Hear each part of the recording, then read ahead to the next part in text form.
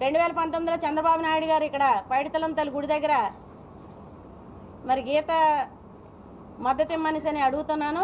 గీత సంగతి అయితే నేను చూసుకుంటాను. ఇప్పటికి కొన్ని కారణాల వల్ల టికెట్ అయితే ఇవ్వలేకపోయామని ఆ రోజు చెప్పారు.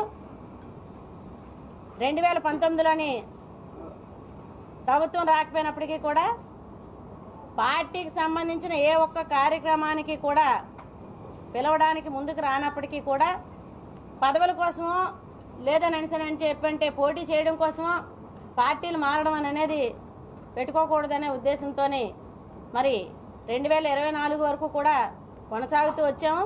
ఏదైనా సరే ఒక మీటింగ్ కానీ అక్కడ రాష్ట్ర పార్టీ నుంచి పిలవాల్సి వస్తే అది ప్రోటోకాల్ లేకుండా మామూలుగా ఉండే కార్యకర్తగా పిలిచినప్పటికీ కూడా అటెండ్ అవ్వడం జరిగింది మహానాడు లాంటి కార్యక్రమాలకి.